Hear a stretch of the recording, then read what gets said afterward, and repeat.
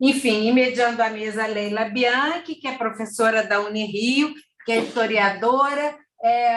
Eu trouxe aqui o copy-paste, mas eu vou fazer um resumo, tá? Leila trabalha a questão de patrimônio, e assim me lembro, há muito tempo atrás, num dos nossos primeiros encontros, de Leila falando da presença do patrimônio para os modernistas, dos modernistas no patrimônio, né, da questão de Mário de Andrade, enfim. Então, ela é professora associada do Departamento de História, no programa de pós-graduação de História, do mestrado profissional do ensino de História, é pesquisadora do Núcleo de Documentação, História e Memória, é doutora em História Social pela Universidade Federal Fluminense, pós-doutora pela Universidade Estadual de Campinas, enfim, realiza pesquisas na área de preservação do patrimônio cultural, políticas cultural, turismo em sítios urbanos, preservados, patrimônios e práticas decoloniais. Ela estava falando aqui agora da exposição que ela curou lá no Museu Histórico, enfim, história, turismo, etc. Obrigada, bem-vindas. Obrigada, Isabel. É um prazer estar aqui.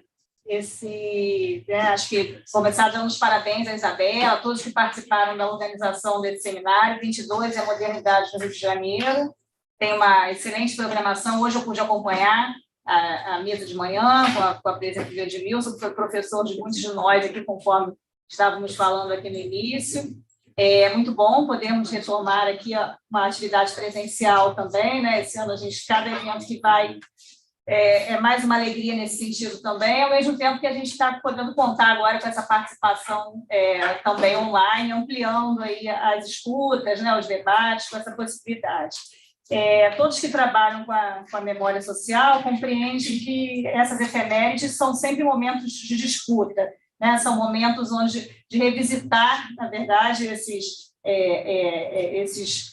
eventos, é um momento de novas pesquisas, de novas reflexões, e eu acho que, nesse sentido, o centenário, tanto da Semana de Arte Moderna quanto da Exposição Universal, são aqui revisitados por duas pesquisadoras, e aí eu gostaria de ler rapidamente também um pouco da trajetória delas, né? A professora Vera Beatriz Siqueira, doutora em História Social pela UFRJ, possui mestrado em História Social da Cultura pela PUC, do Rio de Janeiro, graduou-se em História também pela PUC, é professora associada e pró-cientista da Universidade do Estado do Rio de Janeiro, onde atuou como vice-diretora do Instituto de Artes, coordenadora do Programa de Pós-Graduação em Artes e do curso de Bacharelado em História da Arte.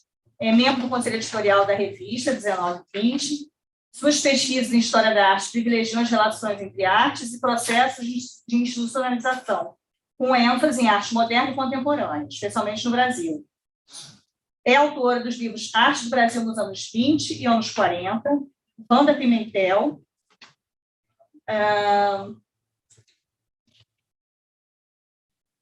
Iberê Camargo, Burle Marx e Milton da Costa, entre outros, né? Além de vários artigos em livros e revistas. Organizou os livros de História da Arte, Ensaios Contemporâneos, pela editora da UERJ, História da Arte, Escutas e História da Arte Conexões. Atuou como curadora de exposições da Fundação Iberê Camargo, Museu Lázaro Seco, Museu Castro Maia e Paço Imperial. Foi jovem cientista do nosso estado da FAPERJ, é pesquisadora do CNPq. Entre 2016 e 2017, realizou estágio pós-doutoral no programa de pós-graduação em História Social da PUC. A partir de 2018, assumiu como coordenadora da área de arte junto à CAPES. De setembro a dezembro de 2012, de janeiro a março de 2020, esteve como pesquisadora visitante convidada junto ao Goethe Research Institute, pelo programa Connecting Art Histories da Goethe Foundation. Então, seja bem-vinda, professora. Eu acho que eu vou também já deixar, né, a fazer a apresentação da professora Ruth Levi, que depois eu deixo à vontade. A professora é doutora em Artes Visuais pela UFRJ, mestre em História da Arte pela Universidade Federal do Rio de Janeiro, pós-graduada no curso de especialização em História da Arte e da Arquitetura no Brasil pela PUC, graduada em Museologia pela Unirio e em Arquitetura e Urbanismo pela UF. É autora dos livros Entre Palácios e Pavilhões, A Arquitetura Efêmera da Exposição Nacional de 1908 e a Exposição do Centenário e o Meio Arquitetônico Carioca, no início dos anos 20, publicados pela editora da EPA UFRJ, e é museóloga da Fundação Eva Cabide. Muito obrigada também. Então, acho que vai projetar aqui agora, então acho que eu vou ficar aqui, eu volto.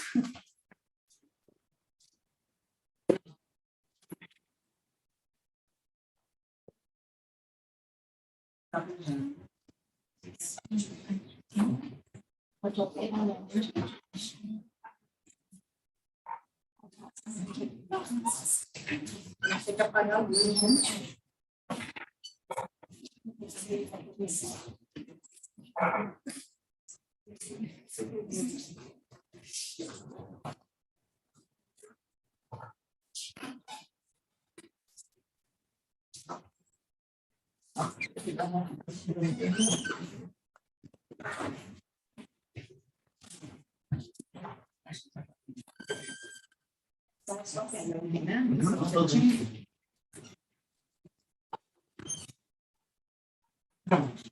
Boa tarde a todos e todas.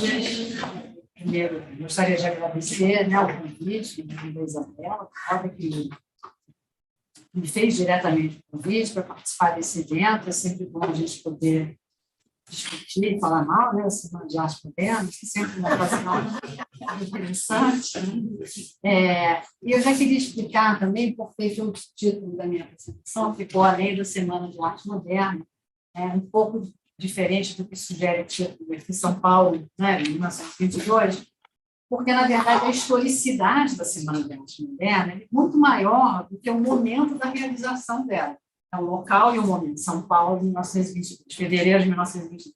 Né? Assim, na verdade, a Semana de Arte Moderna é um fato histórico que foi sendo construído no tempo.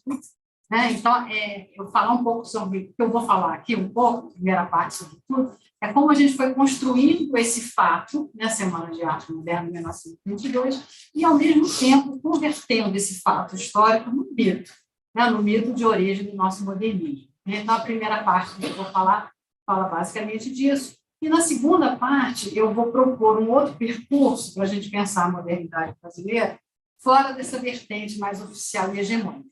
Não como um substituto da versão oficial e hegemônica, mas como uma proposição, né, entre outras tantas possíveis, né, mais uma possibilidade de a gente pensar, né, a articulação histórica, uma série histórica, né, que a gente considere como modernismo. Então, vamos começar, então, nessa parte, a primeira parte que eu chamei a Semana de Arte Moderna, de fato, a minha. Bom, a Semana de Arte Moderna, de 22, considerada a marca originária do movimento modernista no Brasil, por ampla vertente da historiografia da arte, ocorreu no Teatro Municipal de São Paulo, de 11 a 18 de fevereiro de 1922, como parte das comemorações do centenário da independência.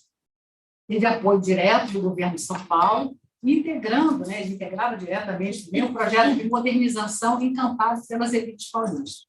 Gente como Paulo Prado, latifundiário, comerciante de café, ou o riquíssimo deputado e empresário José Freitas Vale, né, foi considerado um grande mecenas da arte moderna em São Paulo.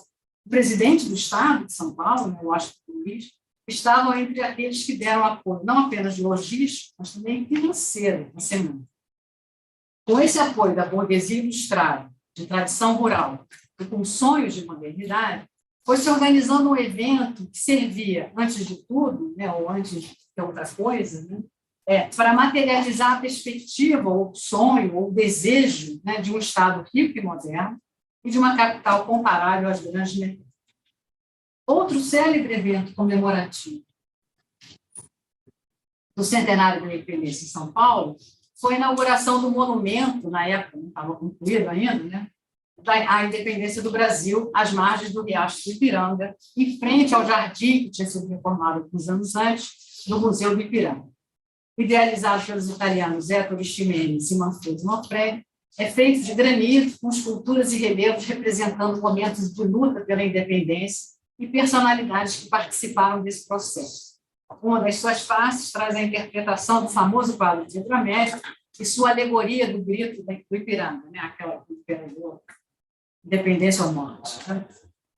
Esse monumento, que substituía uma antiga construção no local e institucionalizava de modo grandioso, né, monumental, a concepção oficial da independência do Brasil, também integrava esse projeto, o sonho, né, o desejo das elites paulistas pela modernização.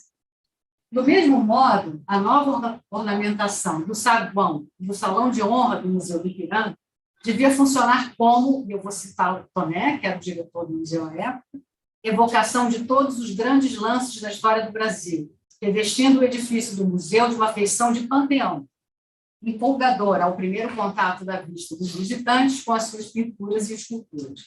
Para a concretização do projeto de decoração, Toné solicitou a colaboração de vários artistas, muitos do Rio, muitos da academia, né, na elaboração dos ornamentos, esculturas, pinturas de painéis históricos e retratos que passaram a configurar esse espaço. A formulação de uma narrativa histórica da nação integrava a vontade de liderança nacional das elites paulistas. Né? Elas não pretendiam ser apenas modernas, elas pretendiam capitanear a modernidade nacionalmente.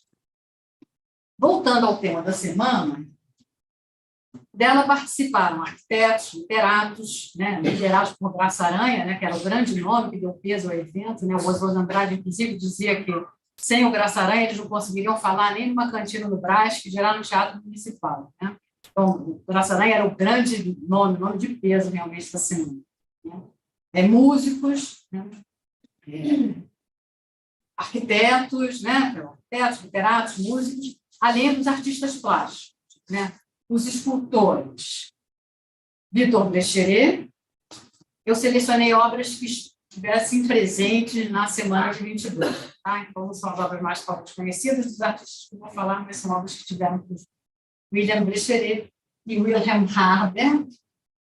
E os pintores, Anita Malfatti, Di Cavalcanti, Vicente do Rio Monteiro, John Grass, Zina Aita. Desses eu também consegui selecionar imagens que estiveram presentes na exposição de 22.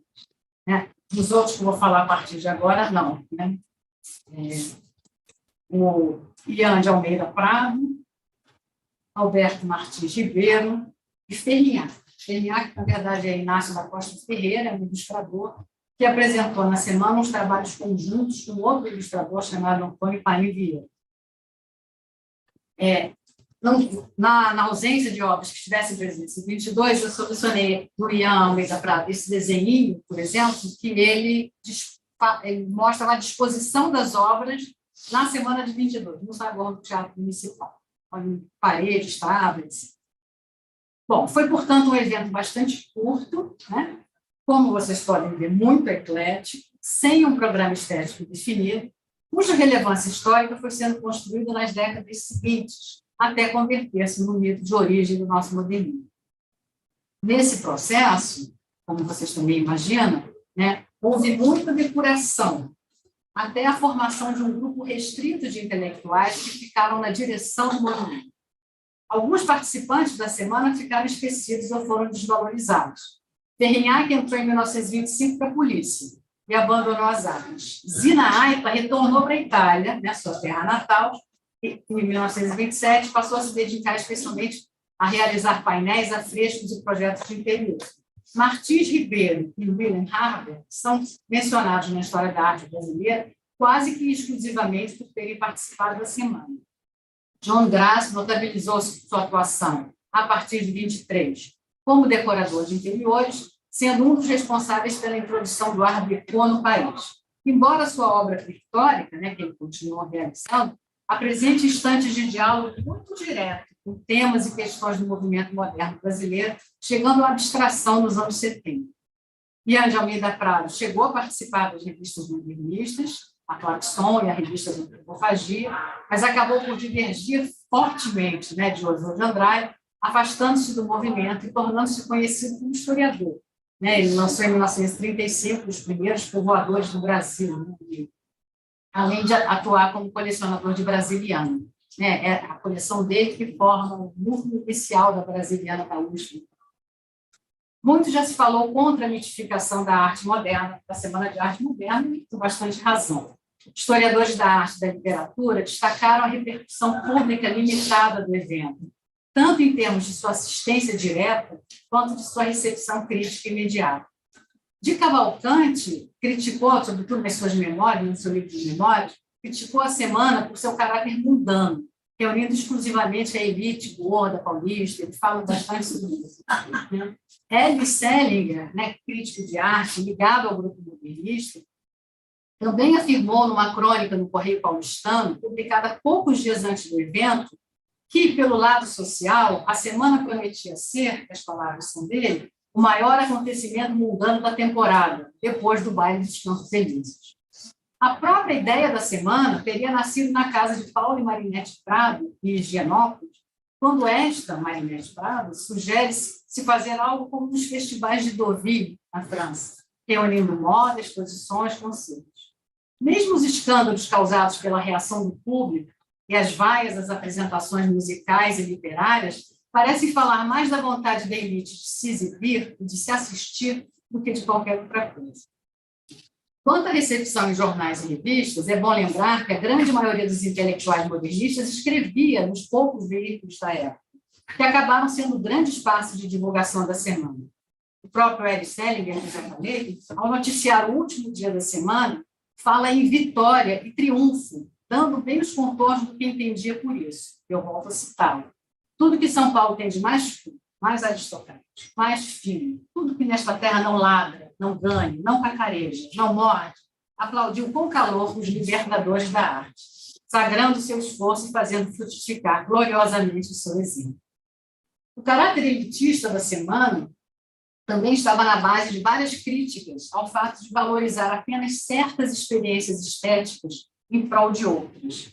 A própria Guiomar Novaes, que se apresentou no segundo festival da semana, ressaltou em entrevista ao jornal que o primeiro festival havia apresentado um caráter bastante exclusivista e intolerante, as palavras são delas, em relação às demais escolas de música que ela admirava e que ela interpretava. No que tange às artes visuais, silenciavam sobre a contribuição, sobre diversas contribuições de artistas que, naquele momento, e já há algumas décadas, em diferentes partes do Brasil, apostavam em outras concepções de modernidade. E aqui eu selecionei algumas obras, né, de Deus, Castanheto no Rio, né, o José Magalhães na Bahia e o Teodoro Braga no Pará, mas, na verdade, eu podia ter selecionado também outros artistas, o Pedro Weingarten, no Rio Grande do Sul, mas, além disso, outras manifestações artísticas, né, do design, as revistas ilustradas, a arquitetura, né, para mostrar outras concepções de modernidade. Mas talvez o que de pior a semana tenha nos deixado é a sua autorrepresentação de grande apelo retórico como síntese da modernidade nacional. Afinal, naqueles poucos dias da capital paulista, aqueles poucos dias foram entendidos como os momentos iniciais de um movimento de abrangência nacional totalizante, que podia englobar tudo o que fizesse sob a vaga rubrica de arte moderna. Essa síntese modernista acabou constrangendo, e de certa maneira ainda constrange, os estudos sobre nossa modernidade. Em artigo de 2013, Luiz Augusto Fischer, né, que é ligado ao universo da crítica literária, dos estudos literários, mostrou como o mito em torno da Semana de Arte Moderna de 22 se juntou à atuação de historiadores e críticos paulistas, ele fala mais especificamente da USP, ao tropicalismo e ao triunfo do mercado como fatores decisivos para a legitimação do que ele chama de um assombroso erro histórico sobre nossa modernidade. Eu vou citá-lo. Num processo lento, fluvial, invisível e irreversível, como é o da construção da história e da historiografia de uma cultura, o Brasil virou presa dessa visão modernista. Por um lado, reivindicadora da identidade nacional, por outro, praticante ou postulante da vanguarda. Um país vasto, como o nosso, está armado no cenário a caixa-forte. E por que essa associação entre identidade nacional e vanguarda seria tão perniciosa? Porque, por ser vanguarda, a arte modernista estaria à frente do seu tempo, sem precisar passar pelo teste do juízo crítico e da história. Se não fosse compreendida, era porque o público ainda não estava preparado para entender.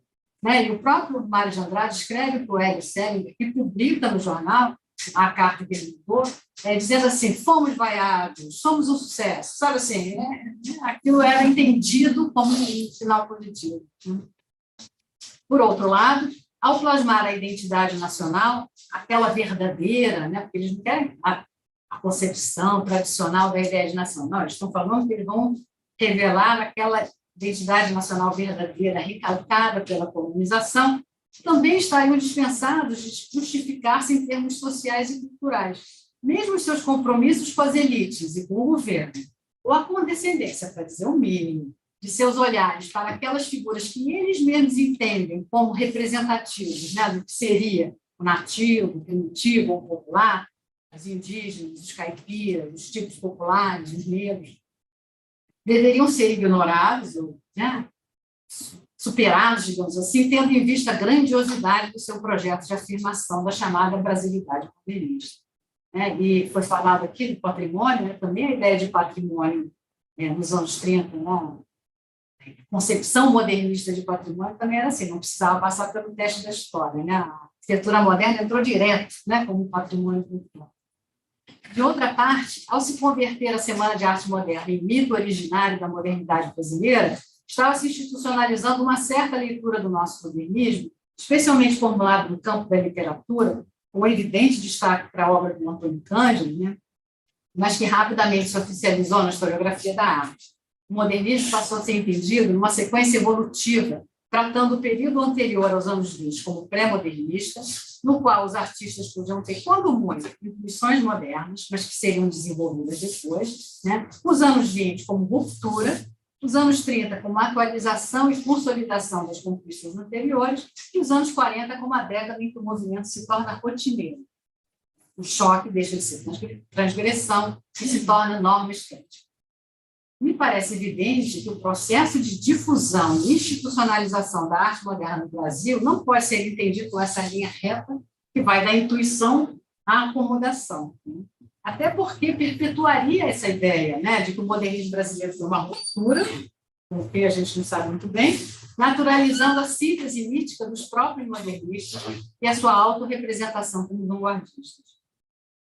Para tentar sair dessa perspectiva, o que eu proponho fazer agora nessa segunda parte da minha fala é apresentar um outro percurso histórico, né, que estabeleça questões poéticas diversas para conectar os artistas entre si, revelando outros olhares e perspectivas. É claro que terá que ser um percurso bem enxuto, né, não vou cansar vocês, no qual vou destacar algumas poucas questões, né, que me parecem essenciais, até para desmontar esse mito da semana de 22.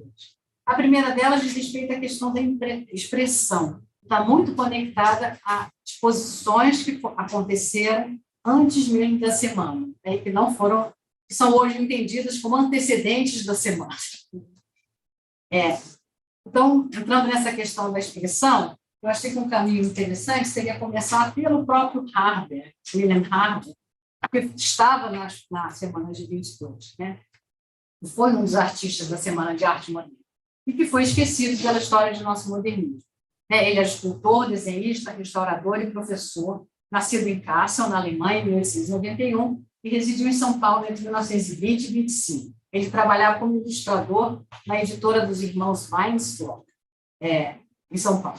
Mário de Andrade o conheceu em 1921 e o convidou para integrar a semana. Em 23, o literato brasileiro escreveu uma crítica à mostra de artistas alemães, da qual estava participando, né, o Harber, na qual ele destacava especialmente a atuação do Harber como professor de arte da escola alemã, até porque parece que ele tinha um método de ensino artístico inovador, né, com os padrões da época. Com seu retorno à Alemanha, perde-se o rastro do artista e hoje conhecemos quase que exclusivamente essas duas obras, uma escultura e um desenho, pertencentes à coleção de Mário de Andrade, atualmente no IEB da USP. É curioso pensar que Mário de Andrade tem incorporado na semana essa vertente artística. Na realidade, se a gente olha para isso e para um conjunto de exposições relevantes feitas em São Paulo no início da nossa modernidade, antes mesmo da chamada Semana de Arte Moderna, pode ficar tentado a pensar que a arte expressiva teve relevância central na definição dos contornos do nosso primeiro modernismo, talvez funcionando como uma porta de entrada para a questão da arte moderna.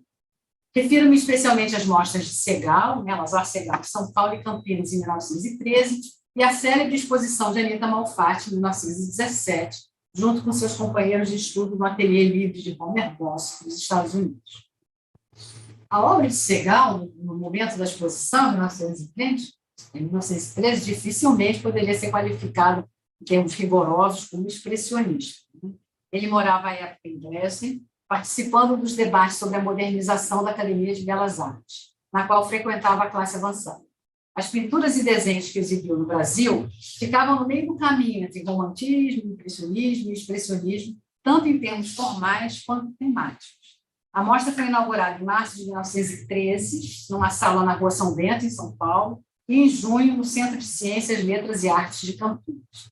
De modo geral, os artigos críticos enalteceram a habilidade de Segal e sua relação com a tradição pictórica, oscilando entre a crítica e o elogio à modernidade de sua linguagem. Eu vou destacar uma crítica especial, né, de Abílio Álvaro Miller, publicada no jornal Comércio de Campinas, porque eu acho que ela sintetiza bem como que a ideia de expressão foi incorporada pela crítica brasileira, né? O Abílio Álvaro Miller destaca especialmente o sentido expressivo da obra de Segal. Qualifica ele como um pintor de almas, que traduz em pintura seu sentimento profundo. Mas também entende que Segal é essencialmente um russo. Ele é russo, ele é lituano, na verdade, né? Ele é de origem russa. No qual ecoam, e as palavras são deles, a natureza de steppe, a coloração viva da arte nacional dos nômades asiáticos, as tristes toadas do aldeão, a psique mítica de sua raça, a tradição de Turgenev, Gogol, Pushkin, Tolstói, Gorky. Miller não vê a modernidade do artista como um problema, tampouco como algo que tenha relação mais profunda com o ambiente cultural local.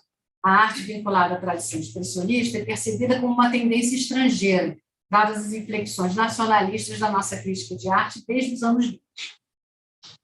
Anita Malfatti, por sua vez, na mostra que realiza em dezembro de 1917, junto com os artistas como Floyd O'Neill, Sarah Friedman e Abraham Solomon Davidson, ganha resenha assinada por Nestor Pestana, que é um crítico bem conservador, na Revista do Brasil. E o Pestana condena a artista por sua filiação à arte moderna, e mais particularmente ao futurismo italiano, que ele reconhece nessas pinturas aí, sabe Deus como.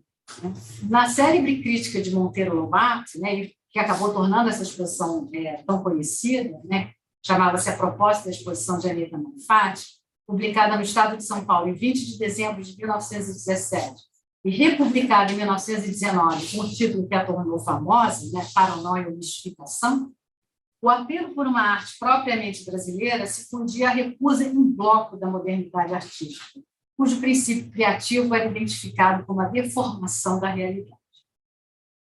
A gente não pode falar de uma outra exposição, de um outro artista de formação expressionista, expressiva, que não acontece em São Paulo, acontece no Rio de Janeiro, que é antes da semana de 22, que é Oswaldo Guedes. Ele exibe seus desenhos forjados na tradição imaginativa do expressionismo nórdico no Liceu de Artes e Ofícios do Rio, em 1921.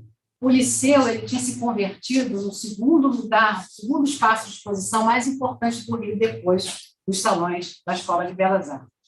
Nesse ambiente, por indicação do arquiteto suíço Emil Küppen, Guedes, que nasceu no Rio, passou a infância em Belém e se formou como artista na Europa, mostra seus desenhos de seres fantásticos que surgem das frestas do mundo real, bem como aqueles em que começa a traçar a paisagem brasileira em sua dimensão fabulosa. O entusiasmo despertado por sua obra restringe-se a poucos literatos e artistas brasileiros, tais como Rômulo de Carvalho, Manuel Bandeira, Aníbal Machado, Quirino da Silva e de Cavalcante. A maioria dos críticos cariocas, liderados especialmente pelo conservador Gastão Penalva, nega qualquer valor a seu trabalho. O que a recepção crítica a essas mostras revela é que a vertente expressiva foi compreendida de diferentes modos, para o bem ou para o mal, né, entre o elogio e a crítica ferina, muitas vezes, como sinônimo de modernidade, mas também foi frequentemente associada a algo distante da cultura brasileira, o que mostra que, apesar de ter servido, né, aos projetos de atualização estética modernista, foi percebida como uma forma de arte estranha aos postulados nacionalistas do movimento, razão pela qual deixou de ser relevante para os projetos modernistas de nação. Não gratuitamente, isso começa a abrir a porta de entrada para a nossa segunda questão, que é a relação do moderno com o primitivo e o popular.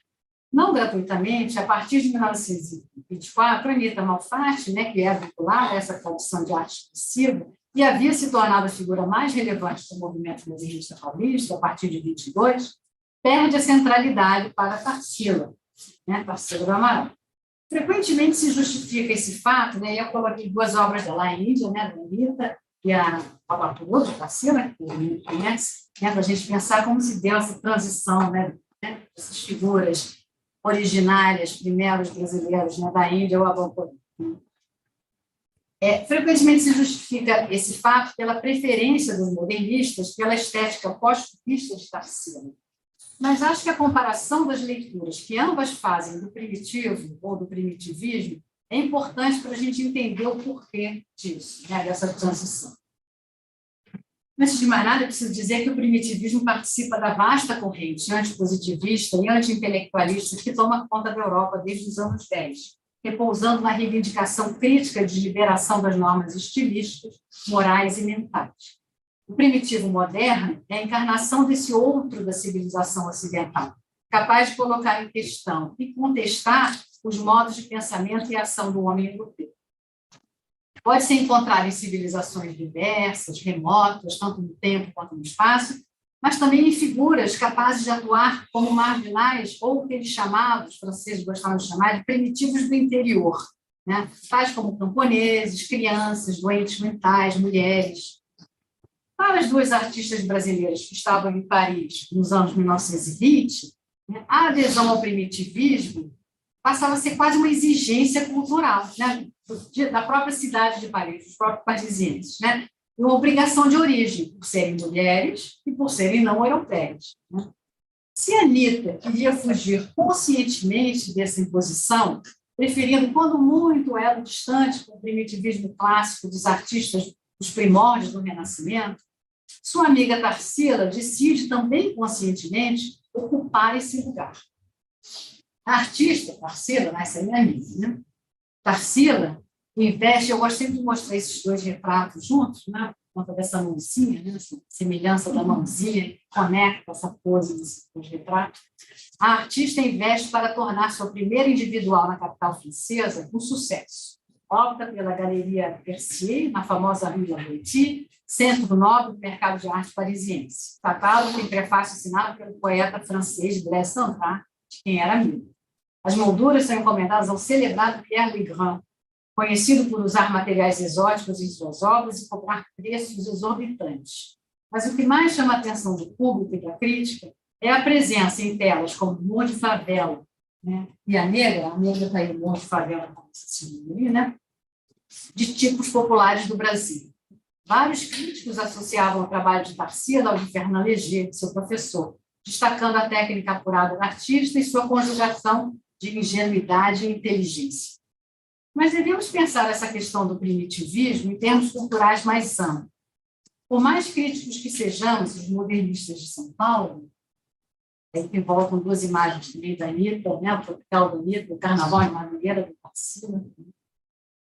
Por mais críticos que sejamos aos modernistas de São Paulo, devemos admitir que o modernismo a partir da semana de 22, mais especificamente, os seus manifestos, né, para o Brasil e Antropófago, estimularam o processo de construção de uma nova moldura pública positiva para o primitivo popular. Para Oswald de Andrade, o primitivo é a força vital, capaz de liberar a nação da opressora influência da cultura europeia. É certo que tal visão incorporava a retórica anti-civilização dos movimentos artísticos modernos da própria Europa. De todo modo, a compreensão de civilização como alienante, da brasilidade como domínio primitivo, teve impacto cultural relevante. A partir daí, desenvolveu-se um movimento de reenquadramento positivo do primitivo, ou do local, do nativo. Nos anos 30, considerada como o oposto, né, dos valores culturais elitistas, né, que o governo de Getúlio Vargas queria derrubar, a cultura popular foi institucionalizada e reelaborada nas esferas da chamada alta cultura, arquitetura, literatura, artes visuais, música, artes cênicas, etc. Dentro desse mesmo processo, um caso a destacar também é o de Di Cavalcanti. Em 1923, ele também está em Paris, né, na mesma época em que Emílio Tarsila. Lá ele entende, como essa última, né, Tarsila, que o caminho para o reconhecimento no Brasil e no exterior passa pela adoção dos temas nacionais. É de 1925, aquela samba, essa que está aí no meio, né, que funciona como uma porta de entrada para seus temas mais caros, a figura da mulata e o samba, ícone da cultura popular brasileira. A partir de 28, a filiação ao Partido comunista brasileiro acrescenta tonalidades políticas a seus trabalhos. Não abandona, contudo, seus assuntos prediletos, enfatizando sempre a relação de sua própria obra como uma vertente da arte moderna menos erudita e mais popular. Como ele mesmo gostava de dizer, menos salão de belas artes e mais salão de grafite. Os artistas da chamada segunda geração de modernistas, que desenvolvem seu trabalho a partir dos anos 30, se envolvem diretamente nesse novo contexto de positivação do popular. Cândido Portinari, quando da sua exposição retrospectiva no Museu de Arte Moderna de Nova York, em 1940, foi qualificado pelo crítico Robert Smith, que escreve o catálogo, como, e as palavras são dele, o principal intérprete dessa grande força cada vez mais articulada, o negro das Américas. Afirmação logo seguida pela ressalva que, diferentemente dos muralistas mexicanos, apresenta uma obra intocada pela propaganda, que apenas fala dos negros com simpatia e dignidade. A pintura que acaba por entrar no acervo do MoMA, a foto muito ruim, aquela lá, Morro, de 1933, resume os elementos admirados no artista, formulando uma espécie de simpatia etnográfica pela imagem de uma pobreza despojada e alegre. Apresenta uma favela carioca, com seu chão de terra vermelha batida, casas simples, roupas estendidas e varais, mulheres com latas na cabeça, crianças, um homem negro de camiseta listrada, tamanco e chapéu, figurando o malandro carioca. A relação com a cultura popular assume direção diferente em Alberto da Veiga Guimarães.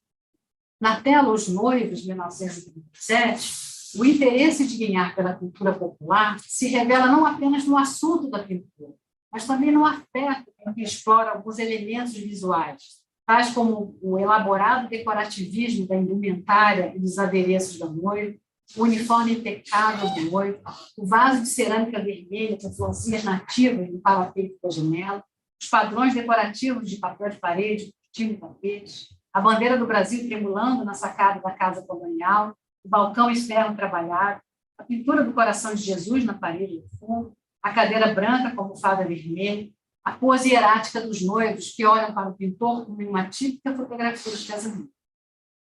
O artista parece entender que, para alcançar a experiência moderna, precisa, por um lado, investir na economia formal, no esvaziamento do esforço, na adoção de tons mais puros, mas, por outro, aproximar-se da cultura vernácula, dos objetos comuns, daquilo que nos funde como uma cultura. Apenas assim poderia se livrar do peso, não apenas da arte acadêmica, como da tradição bacharelesca e retórica do próprio modernismo. Incorporação afetuosa da cultura popular é o que também vemos nas telas iniciais de Roberto Blumenau. Para esse pintor, que veio se notabilizar como paisagista, o interesse pela cultura vernácula se associa à descoberta e à valorização da flora nativa.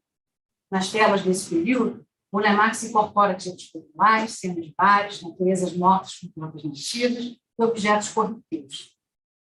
Nessa tela, Figa e Toalha de Rento, de 1933, o arranjo dos objetos, assim como o cuidado com que são descritos, indicam esse afeto. A figa, a linha sinuosa de pontas, o vaso, o buquê de rosas e a toalha rentada falam especificamente das tradições afro-brasileiras.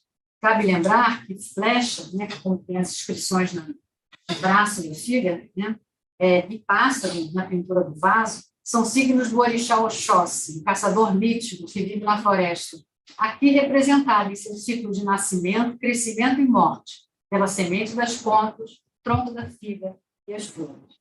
Uma miniatura de floresta aprimorada em sua relação com as tradições afro-brasileiras.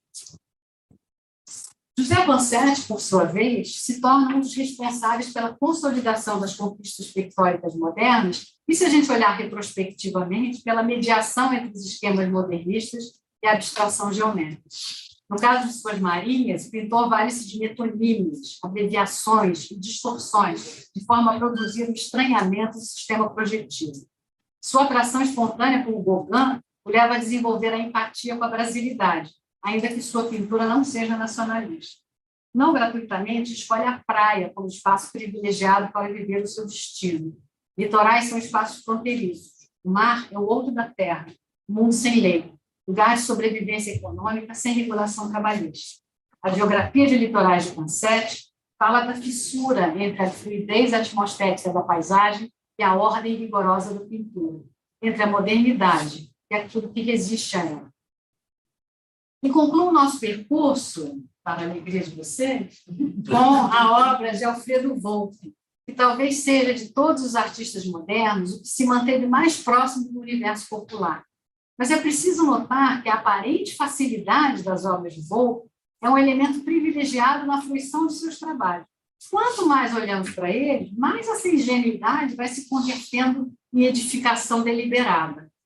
Pois suas paisagens, ou pinturas de santos, ou pinturas de bandeirinha, né, permanecem sempre nos limites da configuração objetiva e literal, mas a sua estruturação plástica tende a dissolvê-las em formas ou numa espécie de jogo combinatório, sempre disposto a recuperar a ambivalência entre a superfície do quadro e a ilusão figurativa. Em Marinha com Sereia, nessa obra maior aí, a paisagem é depurada em formas geometrizadas de cor. Não são casas, né? E aí também usa as metonímias também, que vem com a 7, né? E se importa, janela, grade, coluna, trechos de paredes, telhados e piso. Numa das construções, sem sabermos se se trata de uma figura dentro da casa ou pintada na parede, flutua uma sereia, sintetizando a indeterminação e acrescentando interesse narrativo.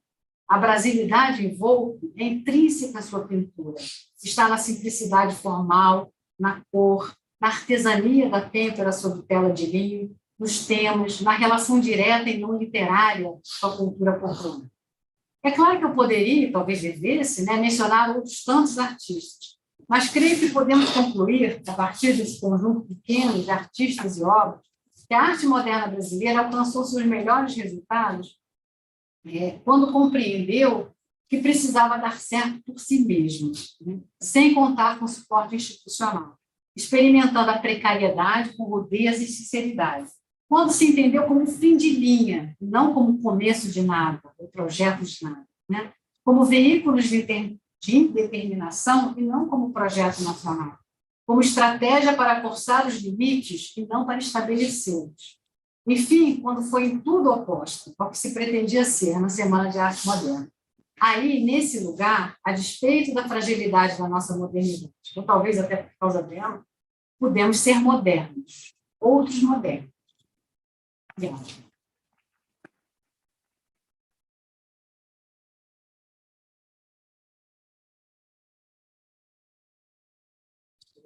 Ela tem que vir para cá.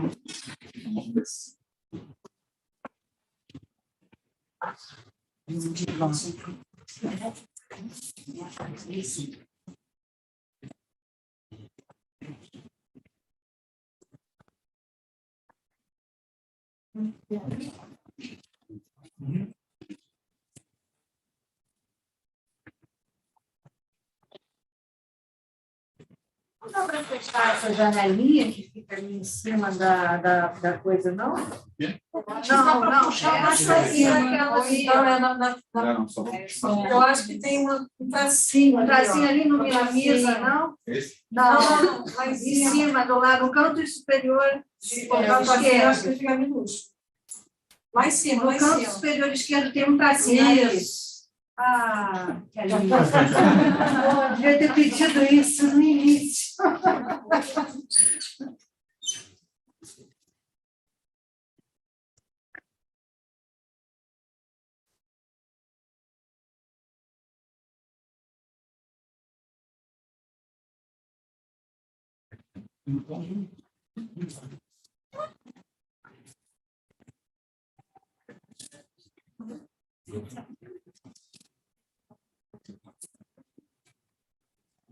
Claro.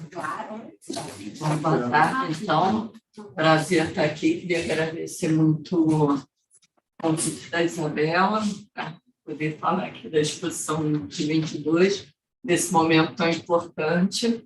E agora a gente vai para um evento que tem algumas características bem opostas ao que a gente acabou de ver, que é um evento que teve uma relevância enorme na ocasião em que aconteceu, e que, ao contrário do outro, a sua historiografia não chegou nem a ser construída ou foi sendo cada vez mais esvaziada, até ser assim, um marco para a cidade que praticamente ninguém conhece, até porque, como característica primeira de uma exposição, que é a efemeridade.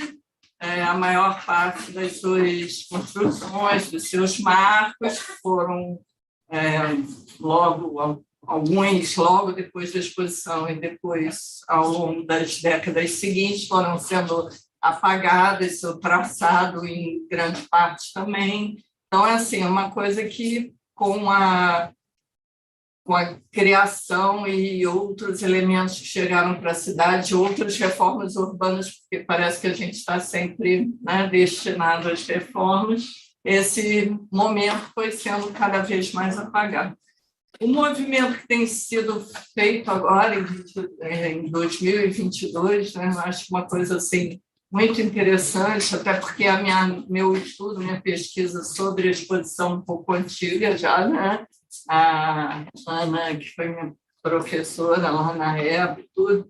Então, assim, é uma pesquisa que foi feita num momento em que, de certo modo, a gente tinha um acesso muito mais difícil a qualquer informação sobre a exposição. Eu ainda fui do tempo de fazer pesquisa em biblioteca, em arquivo, intercopiar, porque não praticamente nada estava digitalizado.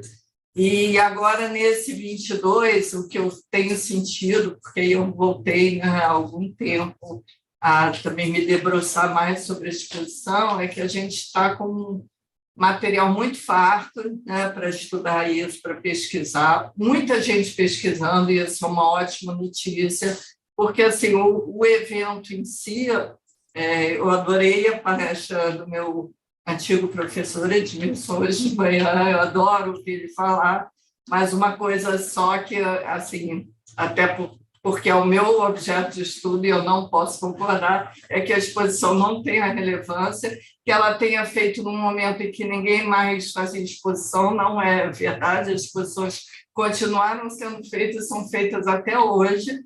Se hoje elas têm outras características, porque, na verdade, as exposições universais, a nossa se enquadra ainda em 20, apesar de serem 22, se enquadra em todo o modelo das exposições universais da segunda metade do século XIX, começou lá no Palácio de Cristal, mas a gente tem que pensar que a grande exposição parisiense de 1900, que realmente foi assim, uma coisa extrema, mas todas as exposições foram marcantes para Paris, tem no traçado de Paris, tudo tem todas as referências às exposições, mas 1900 foi aquele auge.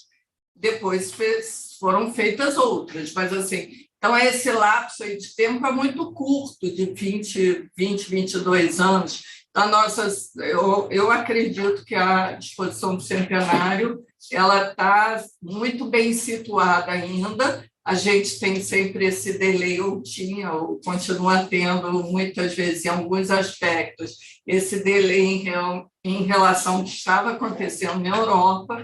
A gente participava dessas exposições universais de uma forma muito consistente, muito frequente, das exposições universais antecedentes, né, da segunda metade do século XIX, tanto na Europa quanto nos Estados Unidos, o Brasil se fazia representar, e em 1908 a gente tinha feito a nossa exposição nacional. A questão assim, de uma data redonda e a importância de ser a independência, a maioridade da nação, 100 anos da independência, isso eu acho que também é um motivador muito grande para justificar, porque muitas das exposições eram realmente relativas a centenários, eram comemorações. Isso também faz parte do espírito desse tipo de exposição. E a gente deve pensar assim, também que se até hoje a gente ainda tem as exposições e elas têm sua relevância com toda a questão da comunicação, de transporte, de tudo que a gente tem hoje, naquela época você conseguia, de algum modo, ter uma ideia do mundo em 3, 4 horas que você ficasse dentro de uma exposição, era uma coisa que você ia ter que talvez na sua vida inteira você não tivesse, porque você não ia viajar, você não tinha os meios de acesso à comunicação que você tem hoje, o turismo estava ali apenas começando a ser pensado e se formando. Então, assim, é uma experiência relevante a exposição, e que até hoje naquele momento, com muito, muito mais razão, né? Então, eu acho que é uma questão assim, da gente pensar bastante em tudo isso e o que essa... Porque a importância da exposição passar ou não como uma coisa do modernismo, eu acho que hoje em dia até já se esvazia um pouco, apesar de ter absoluta certeza de que o impacto de muitas coisas que aconteceram na exposição trouxe essa mensagem de modernismo, ou modernização, ou toda da forma como a gente colocar, dependendo do que se trata, é claro, né? Mas a gente tinha essa ideia, nesse momento, de que a modernidade era você ter padrões, superar um atraso que era identificado e era como se fosse um peso da nossa tradição de ir atrás e se equiparar, tentar se equiparar a um civilizado. E, de certo modo, as exposições universais tinham realmente esse caráter ao apresentar o que era produzido e o que era feito em outros países, em outros continentes. Essa era a ideia realmente de, através assim, do exemplo, do contato, você sempre poder se modernizar. Existe, sem dúvida nenhuma, o caráter comercial das exposições, que é inevitável, que é intrínseco, aliás, né? Então, a questão do investimento, isso é sempre colocado, não resta a menor dúvida. E, naquele momento, o Brasil tinha uma situação, assim, de certo modo, privilegiada em relação ao continente europeu, que a gente tem que lembrar que era a Primeira Guerra, que tinha terminado, e que a questão assim, do mundo novo, com mais assim, possibilidades que nem se conhecia, era uma coisa que se confrontava, às vezes, de certo modo, com uma ideia da Europa fragilizada daquele momento e, eventualmente, vista, né, um pouco como uma possibilidade de decadência em confronto a um novo mundo que ofereceria 1000 oportunidades. Então, existe também todo esse conceito por trás da questão da exposição. E o público é sempre ávido por novidades, né? O que o público mais gosta do que a novidade das coisas que não são conhecidas, que só existem lá fora e que agora você pode ter acesso. Como eu disse, até hoje existe isso, imagina numa época em que o acesso era tão limitado, né? Então, assim, ao se cruzar um portão de uma exposição, uma porta monumental de uma exposição, realmente as pessoas eram transportadas, né, para uma outra realidade, para um outro mundo, eventualmente até para uma fantasia que realmente atraía muitas pessoas. Então, acho que a exposição, de certo modo, ela tinha esse caráter de passado, presente e futuro, porque ela era geralmente as exposições, e a nossa, inclusive, para glorificar, vamos dizer, fatos históricos, simbólicos da nossa história e comemorá-los e, de alguma forma, expor esses fatos gloriosos. Então, a gente estava ali nos 100 anos de independência, quanto que a gente tinha feito e crescido como nação desde então. O presente, porque a atualidade da exposição, dessas realizações que estavam todas ali reunidas e que eram inimagináveis, tem um sentido de atualidade muito grande. de você estar no lugar certo, no momento certo, e a questão de ser um futuro carregado de possibilidades, porque a partir de uma fantasia, de um sonho, de coisas novas que você vê, que você aprende, porque a exposição era um lugar de aprender também, de se divertir, além de toda a parte política, comercial, mas, enfim, é de você... No caso da nossa exposição, você conheceu um Brasil que o próprio Brasil não conhecia, um clichê, mas é a pura verdade, né?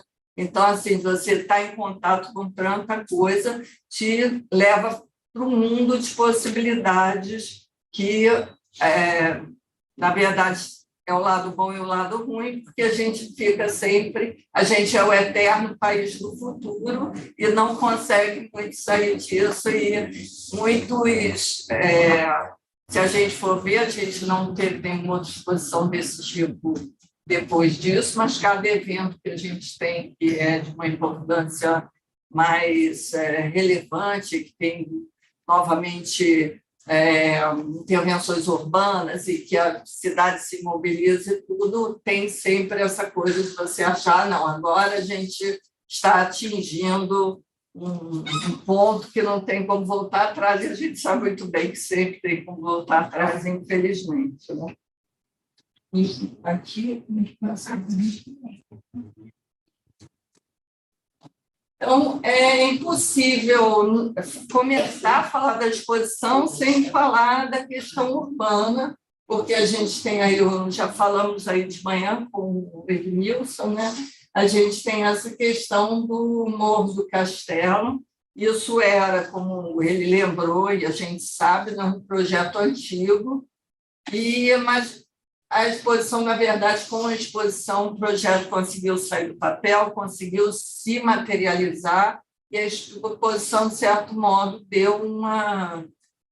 Vamos dizer assim, foi a justificativa perfeita, foi momento, mas quando dá aquela conjunção de ações que concorrem para alguma coisa que está lá há muito tempo, se desejava. O Carlos Sampaio já tinha tido essa licença anteriormente para fazer esse desmonte, e isso não tinha sido levado a cabo. Né? E a questão aí são... Quer dizer, a gente tem questões aí que são super faladas, né? Existem muitos pesquisadores que já trataram da questão do castelo, tem belos livros, enfim, é um tema que já tem tido bastante atenção, mas a questão do aniquilamento, né? Desses marcos iniciais da cidade, a remoção dos seus habitantes, das tradições, da história daquele local, que é uma coisa, assim, de certa forma, brutal, né? Questão que se impõe da especulação imobiliária, que é uma das mais óbvias, e, novamente, também o que a gente vai ver também depois é uma falta de planejamento também, tanto na questão do castelo, do desmonte da área que é criada, depois da exposição, você fica ali também com um vazio em que foi criada a expansão daquele centro da cidade que estava já muito sem espaço, mas que também se vê que a demanda foi vindo aos poucos, porque logo imediatamente depois da exposição, aquilo também foi, esse vazio do castelo perdurou durante bastante tempo. Né? Então, aqui a gente tem algumas imagens, né, aí a gente tem a questão também das técnicas modernas, essa exaltação que sempre existe da questão técnica, porque isso acaba sendo esse sinônimo, né, de modernização, como o Edmilson falou de manhã aqui, nem sempre a modernização é boa, mas tem as suas justificativas, né? E aí ele falou, né, e é verdade, que ele chamava, o Carlos Sampaio chamava de o dente cariado do castelo. No belo sorriso da Guanabara tinha esse dente cariado, e foi assim que a colina sagrada se transformou no dente cariado que precisava sair da frente de qualquer maneira. Eu gosto muito dessas imagens, que são de época feitas pelo Serviço de Aviação Naval, e que mostram muito bem assim, essa transformação nesse momento da cidade, porque você tem, de um lado, ainda o perfil com a Santa Casa bem junto ali das águas, tem o conjunto que depois vai ser o Museu Histórico, né? A Ponta do Calabouço ali bem definida, e aí você vê a questão do aterramento todo feito a partir do material que vem do castelo. Né? Então, essas duas imagens acho que elucidam bastante. E a gente vê também que, durante a exposição, tudo ainda estava muito em movimento, porque, na verdade, assim, até durante a exposição durou 10 meses. Durante esses 10 meses, o Morro do Castelo continuava sendo desmontado, os 10 reais continuavam sendo jogados na Baía da Guanabara, a área de aterro ainda ia continuar sendo definida ali, não era uma coisa assim, a obra foi feita, acabou, pronto, podemos fazer uma exposição. Não, era uma coisa que foi tudo sendo feito ao mesmo tempo. E essa imagem dá uma ideia muito boa disso, porque mostra justamente o material, esse novo contorno que ainda não estava bem definido, né? Estava sendo construído, na verdade, esse terreno que foi sendo ganho ao mar. Isso também é uma outra característica fortíssima da nossa cultura, aqui, especialmente, acho que do Rio de Janeiro, que são os aterros. Se a gente pensar todas as áreas, né, de aterro que a gente tem na nossa cidade, e aí vai pensar até na própria Lagoa, que recebeu também, nessa época, foi recebendo depois também inúmeras áreas de aterro, até ficar muito menor do que era, e todos os outros aterros que a gente vai ganhando espaço através dos desmontes e dos aterros. E aqui a ideia de construir esse futuro moderno, mais próximo, né? O Antônio Edmilson até falou uma coisa bem interessante sobre quando você faz pela comparação e não pelo que você faz de diferente. Então, na verdade, você se coloca em relação a uma outra cultura pela comparação. E aí, de certo modo, você nunca está chegando lá. Ou melhor, você acha que está chegando lá, mas está sempre chegando, nunca vai chegar, né? E quando você vem para o local e para você tem de diverso, você teria uma sensação, acho que, muito mais positiva, né? E aí hoje a gente tem essa ideia desse Rio que se moderniza, que as ruas eram... Aí também essa questão do apagamento da cidade colonial, da cidade atrasada, né? Que as ruas eram estreitas, eram tortuosas, mal calçadas, mal iluminadas. A questão do estilo arquitetônico, que a gente vai falar daqui a pouco. Outra questão crucial para a exposição, que é a falta de hotéis, a gente também vai mencionar isso. E, enfim, tudo isso, e agora não, agora tudo está mudando. Tá? Essa ideia de que tudo está mudando, porque com um evento desse tipo, com a intervenção que estava sendo feita, se achava que a gente ia ter tudo de dar inveja às capitais europeias. Então, isso para expressar tanto a imagem quanto esse trecho aí do Correio da Manhã, esse sentimento do que era, de como traduzir essa modernidade, o que era o retrato dessa modernidade. A questão dos arquitetos, que é muito importante nesse momento, esse início dos anos 20 marca essa tentativa de reconhecimento da produção, e muitos passos são dados nesse momento. A gente não pode esquecer da criação das entidades de classe, Sociedade dos Arquitetos e o Instituto dos Arquitetos, em 1921. E aí a exposição, particularmente, ela vai representar uma oportunidade profissional muito expressiva para os arquitetos cariocas, especificamente, obviamente, para um grupo de arquitetos, mas que, quando vem exigência de que os projetos e a construção dos pavilhões da exposição fossem feitos por arquitetos, isso é uma coisa muito relevante nesse momento, que os arquitetos se sentiam realmente espremidos entre os engenheiros, que era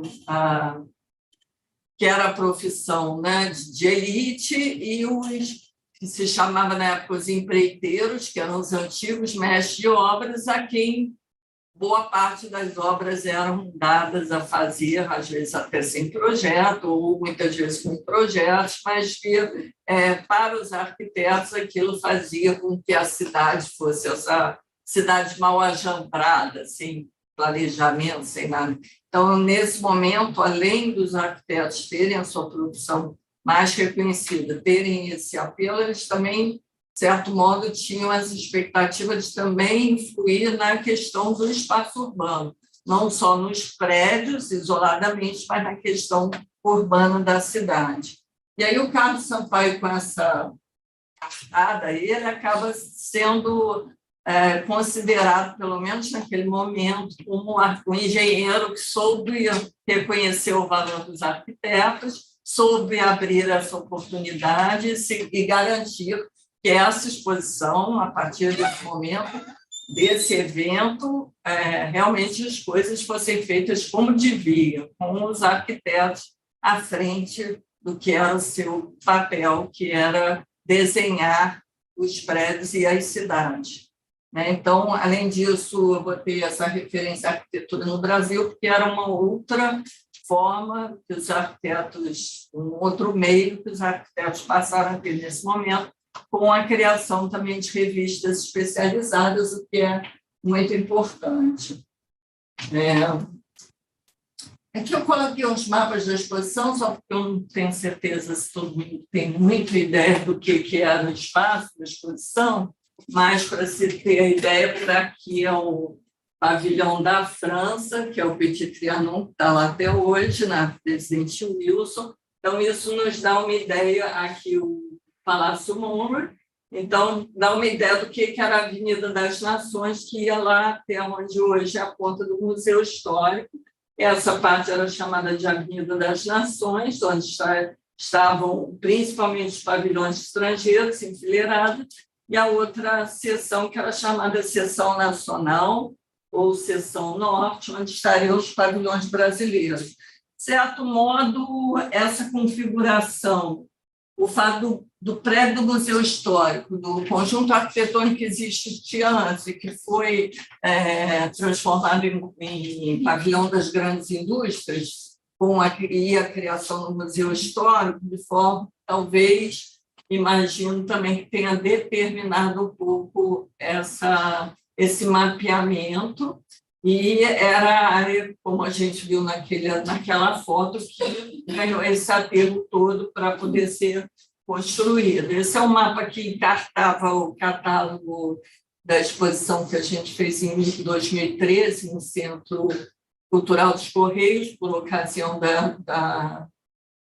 dos 90 anos da exposição, né? Então, só para dar um pouquinho de ideia, eu coloquei um outro mapa, porque é um trabalho muito bacana que está sendo feito atualmente, que é a reconstituição histórico-temporal da exposição do centenário, por esses 3 pesquisadores, e o Naylor, ele, na verdade, já tinha feito essa modelagem 3D para o Morro do Castelo, acompanhar um trabalho mais antigo dessa época, até de 2013, quando a gente fez a exposição, ele participou da mesa redonda mostrando esse trabalho que ele estava fazendo na época, da FAO-UFRJ, e que era para mostrar o desmonte também desse espaço temporal, de forma espaço-temporal.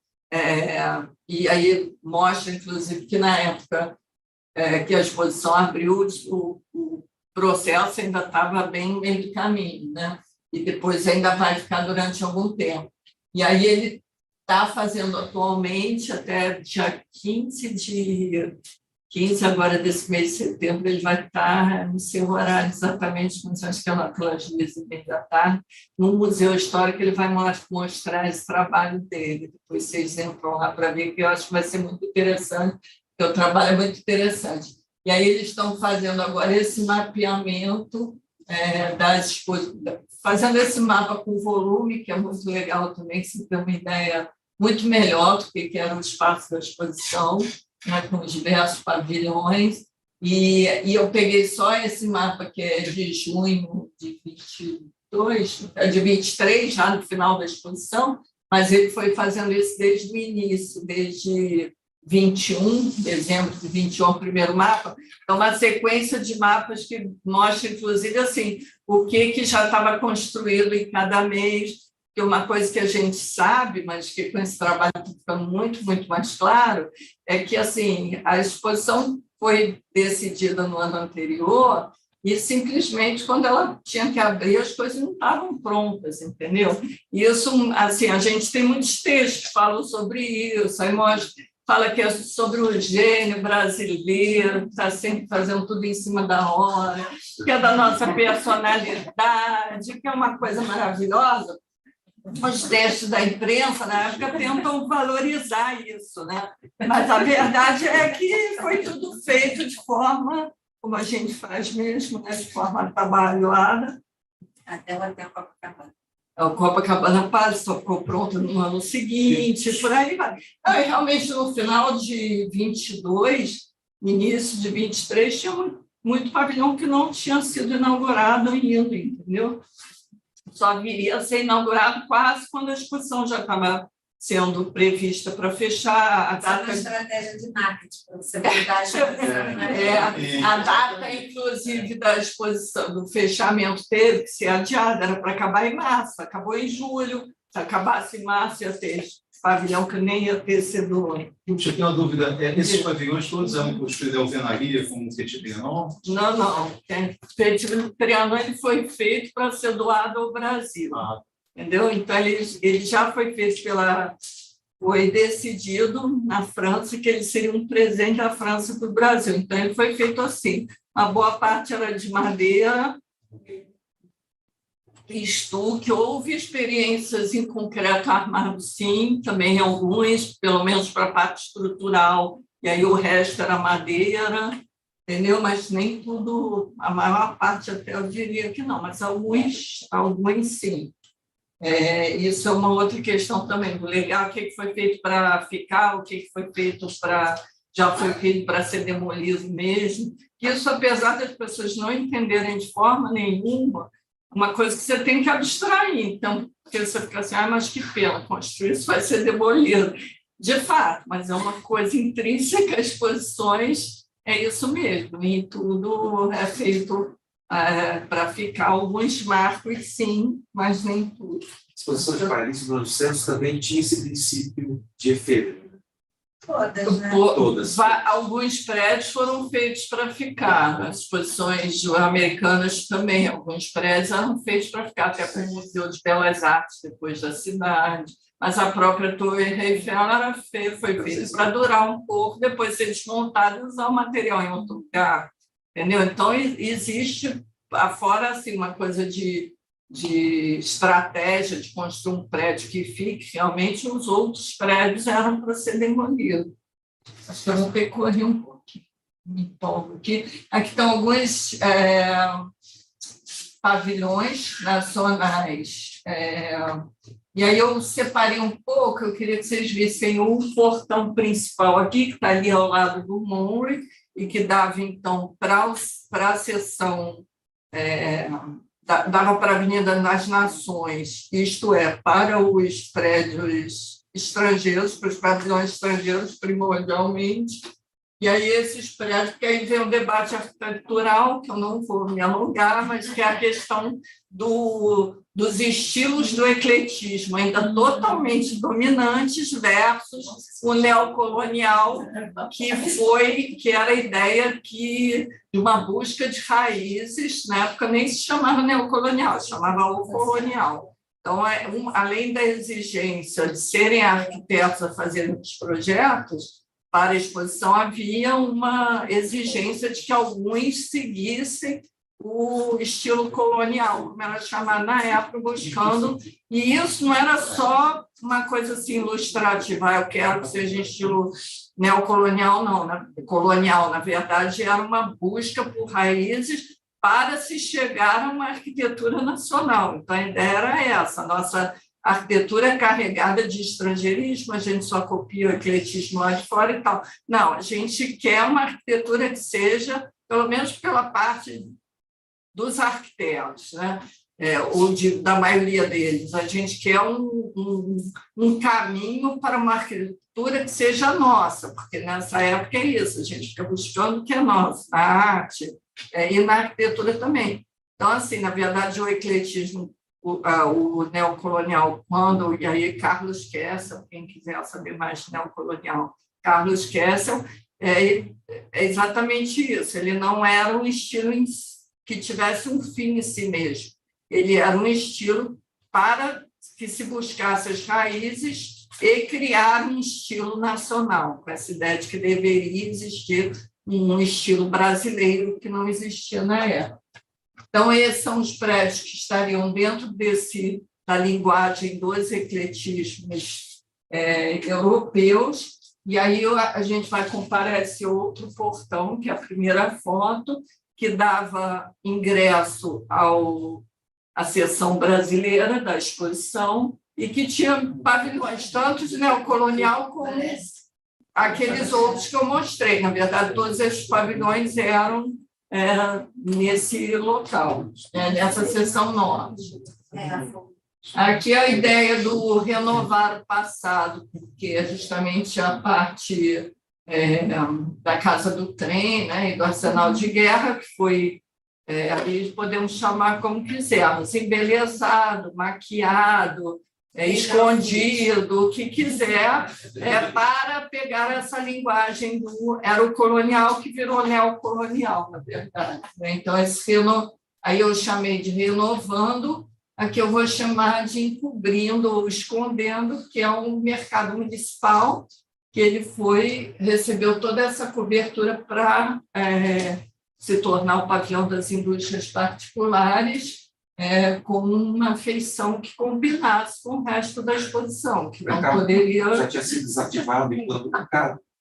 Não, na verdade, ele depois funcionou como mercado ainda por muito tempo. Ele cedeu uma parte frontal para servir de pavilhão, nem foi, porque o mercado era gigantesco, nem foi tudo que ganhou essa maquiagem, não. Foi, na verdade, só uma parte da frente que foi ocupada pelo... Ruth, tem alguma coisa a ver com o restaurante Albamar ou não? O Albamar é um desses torreões, no caso, o torreão lá do cantinho, que é o único vestígio que sobrou do mercado municipal, que é de 1907, o mercado era de 1907, nem era tão antigo assim, mas como tinha essa feição de mercado mesmo, ele ganhou esse vestido de festa, né, como eu coloquei aqui, para poder combinar com a exposição e o que se queria dela.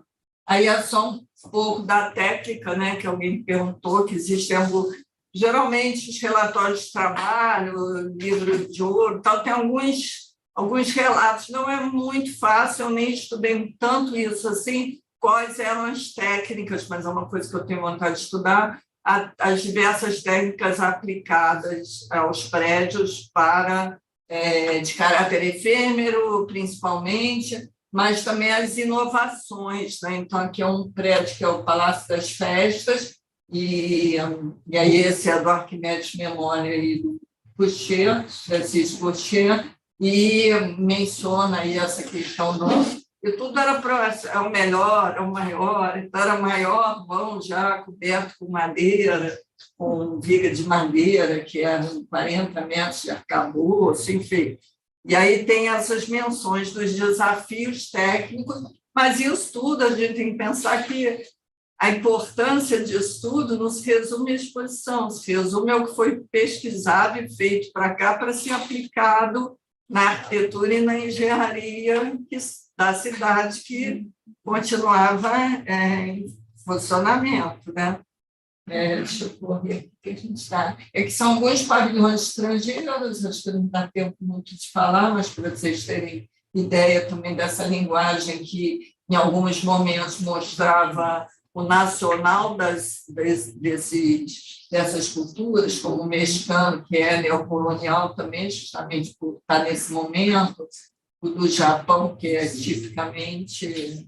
Esse, só uma curiosidade que eu não sei se todo mundo sabe, mas esse primeiro pavilhão criado das indústrias de Portugal é um outro pavilhão que subsistiu, só que é o pavilhão que atravessou o oceano 2 vezes, porque o material todo dele veio de Portugal, ele foi montado aqui, quando acabou a exposição, ele voltou para Portugal e foi remontado lá e está lá até hoje.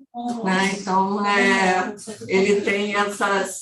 Se fala assim, é um pavilhão que cruzou o Oceano Atlântico 2 vezes. É o coração, estão falando aqui que é o coração de Dom Pedro. Não, que agora é o coração, né? Pois é, triste. O coração está lá. Pois Fofoca de é. coração. Aí o Petit Trianon também. E aqui eu botei essa foto maior, que é o desenho para o pavilhão da Dinamarca. E no pavilhão construído, depois aqui eu, infelizmente, não botei foto. Ele nem tem essa cara tão moderna assim, mas eu coloquei porque, enfim, é um pavilhão que se destacava muito do restante, né? E que ele teria essa linguagem do que logo depois a gente chamaria de moderno, talvez, né? Essas linhas retas. É um design muito interessante, né? Então, estou chamando um pouquinho a atenção dele aqui. A questão da iluminação, que é também típica característica de exposição universal, a iluminação feérica, então se fala sempre em muitos textos das novidades dessa iluminação, de que a sua capacidade era quase que de uma cidade média brasileira para iluminar uma cidade inteira média brasileira, Campinas, sei lá. Mas também tem uma associação aí com a questão comercial, porque vocês vão ver a primeira foto do pavilhão que a General Electric fez construir na exposição, e todo esse serviço de iluminação era em parceria com a General Electric. Então, a gente vê muito essa questão da exposição também, que tem assim, porque a gente fica falando da arte, da beleza, da arquitetura, mas as exposições eram eminentemente comerciais. Né? Eu tinha seguido o seu livro, mas da Holanda eu achei cafoné, era um moinho. Da Holanda era não chegava a ser um pavilhão, não era um pavilhão de representação da Holanda propriamente aquele, não. Ele era um pavilhão comercial dessa marca de licores holandeses, Bols, né? E eu imagino que tenha sido uma coisa comercial, não é uma representação da nação holandesa, não. A Holanda não participou da exposição, sei que nada. Muito tempo pergunta. Faça a pergunta agora ou depois? Você que sabe. Vou fazer agora, então. Porque tiveram algumas feiras internacionais, como a Feira Internacional de Turim, no início do século, onde artistas eram chamados para decorar os pavilhões de seus países. Então, Arthur Timóteo da Costa, o Chandler, o Carlos Oja, por exemplo, decoraram o pavilhão de Turim do Brasil, no pavilhão de Turim, né? Nessa feira aqui no Brasil, os artistas foram convidados, você sabe se eles foram chamados para decorar dentro desses pavilhões, os escultores? Em alguns pavilhões brasileiros, sim, em alguns países trouxeram seus artistas para decorar o interior dos pavilhões. E teve exposição de belas artes? Teve também, eu nunca estudei, mas tem também. Tem toda a premiação, né, porque uma das categorias da exposição tinha os produtos, e uma das sessões era de belas artes, com premiações também. Eu fiquei curiosa também, você sabe? Não sei se a Ana já estudou alguma vez isso. Essa exposição de vestuários. Também nunca estudei. Passo assim e falo, quero parar aqui, aí vou ver outra coisa, quero parar aqui, vou ver outra coisa. E Vera, sabe o que foi exposto? Não sei. Eu sei que é esse mesmo. Eu vou começar a ver isso. Esse ano. Não, quando ela estava falando, eu fiquei pensando nisso. Eu falei, gente, o que será que foi exposto? Esse ano, porque, na verdade, assim, quando eu fiz o doutorado, eu só estudava arquitetura. E, como eu falei, eu tinha que ir para um arquivo e tinha que copiar tudo. Então, o que não era arquitetura, eu passava, só copiava arquitetura. E agora, Está sendo muito legal, porque aí agora esse ano eu criei, inclusive, um perfil no Instagram, quem estiver assistindo ainda siga, no final tem o endereço, e aí cada dia eu posto um negócio, e agora eu estou tendo a oportunidade de ver 1000 coisas da exposição que eu não tinha visto antes, tanto porque o acesso é muito mais fácil, é de casa, porque é muita coisa digitalizada, né, lá da Biblioteca Nacional e de outras fontes, e porque agora eu não preciso focar só na arquitetura, né? Amanhã eu trago alguma coisa, que a mulher de uma aluna está estudando pela exposição. Um outro ponto que eu vou passar muito rápido é a questão da indústria, dos produtos industriais de indústria pesada, que também veio muita coisa, e aí, em determinado momento, se descobriu que não ia dar para expor tudo nos pavilhões lá da Avenida das Nações, os pavilhões estrangeiros. Então, se criou uma área na Praça Mauá, com diversos pavilhões estrangeiros também, esse aí é o da França, aqui na outra foto que tem ali o pórtico, dá para ver o da Bélgica, mas Estados Unidos também fez, Itália também fez, de pavilhões que eram na Praça Mauá. Uma coisa que eu acho muito bacana é a questão da aviação da exposição, acho fantástico, né? Assim, a coisa do Santos Dumont, o voo do Santos Dumont era muito recente nesse momento, e aí eu fico pensando assim, a emoção das pessoas terem contato com a aviação tão próximo, contato tão próximo. E alguns marcos, né, que foi o primeiro voo de Nova York para o Rio, foi feito nesse momento, são essas pessoas dessa primeira foto, era um americano, mas tinha um brasileiro na tripulação. E eram voos assim, na verdade, você olha esse aviãozinho e fala assim, eles vieram desde lá até aqui, não vieram iguais, mas, na verdade, quebrava no meio do caminho, tinha acidente, aí trocava, vinha outro, esse foi patrocinado por um jornal. Então, quebrava um aeroplano, o jornal dava outro para eles, porque queria documentar, ser matéria de jornal, mostrar esse voo. Esse do meio é dos portugueses, que fizeram a primeira travessia Atlântico Sul, e aí não dá para ver direito, mas no interior do pavilhão português, ali no teto, está o avião com o qual eles chegaram, ficou pendurado lá durante a exposição. E o primeiro travessia de São Paulo-Rio foi pilotado, não, é o primeiro que foi pilotado por uma mulher, né, que é a Nézia, essa última foto aí. E aí a fantástica produção da aviação naval, né, fotografia aérea, documentação da cidade nesse momento, que é uma coisa também super bacana e eu acho que, né, muito expressiva. E que foi um pouco... Essa foto aqui é até bacana, que dá para ver o mercado municipal, que é bem no cantinho, está vendo? Ele realmente era enorme. E aí, mais fantástico ainda, as pessoas que iam à exposição também podiam voar, porque um americano resolveu botar um serviço nesse pavilhãozinho aqui da exposição, com um piazinho aqui, e quem quisesse podia ir lá e experimentar o voo, que era uma coisa desconhecida. Botei até esse trecho da Carolina Nabuco, era uma experiência inédita, né? Praticamente para todo mundo. E aí muita gente se deixou tentar e dar esse voo em cima da exposição e da Bahia. Olha que coisa fantástica, assim, em 1922.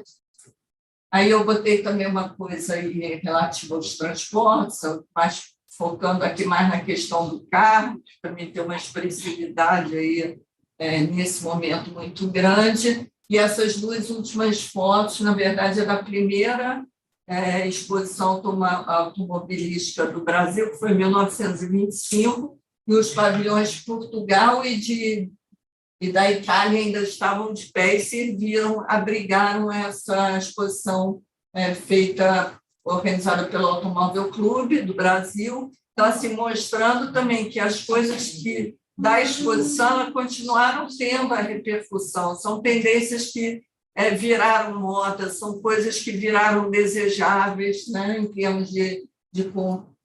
E aí, mas tem várias outras questões em relação a transportes, como o transporte público, acaba que eu tive como colocar aqui, mas as novas vias abertas, os engarrafamentos que começaram, tudo isso ligado.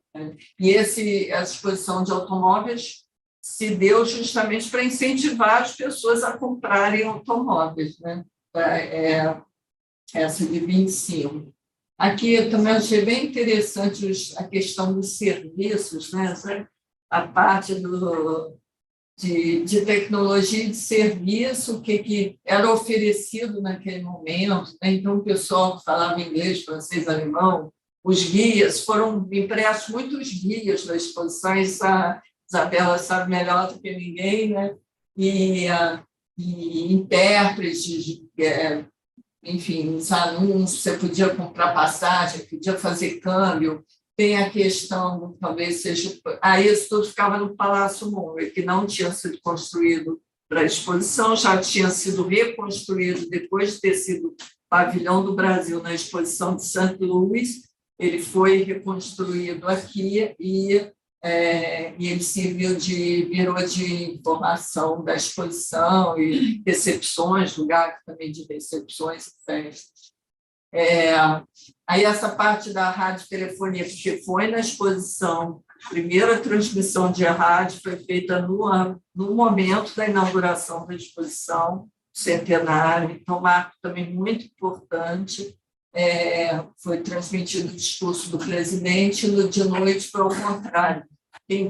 Foi o Guarani, que está sendo executado no Teatro Municipal, podia ser ouvido do recinto da exposição. Então, também fico imaginando o que era isso naquele momento em que você não tinha nada parecido, e outras questões relativas à música.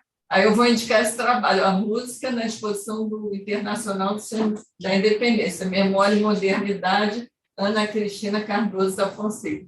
E aí ela descreve absolutamente tudo sobre a questão musical, os programas operísticos, o que aconteceu ontem, é um trabalho assim, muito legal. E eu quis botar essa foto só para mostrar a introdução, vamos dizer assim, a arte popular sendo mostrada aqui, no caso, fala assim, apresentar o samba à alta sociedade. Então, isso também é um marco muito importante, as pessoas que dentro do âmbito da exposição internacional conseguiram e fizeram questão de aproximar isso de alguma forma da cultura popular, já que era um evento eminentemente de classes mais altas. Aí vou passar bem rápido, porque eu acho que está bem em cima da hora, que é a questão da fotografia, que já existia, mas ganhou um dinamismo, aí, principalmente com o trabalho incansável do Augusto Malta, que fotografou a exposição desde o primeira estacazinha fincada até todo o processo, né, de criação da exposição, suas fotos mais lindas e incríveis. Aí eu vou recomendar vocês irem no Museu da Imagem e Som ali do Passeio, que está uma exposição super legal, interativo, né? Você recebe uns óculos e vê de realidade virtual e vê algumas das fotos do Malta animadas. As pessoas que fizeram essa exposição, uma delas faz deu vida, então é muito legal, porque percorre toda a foto, mostrando todos os detalhes e vamos dizer, em 3D, com a sensação do 3D, é muito legalzinho, acho que vale a pena dar um pulo lá.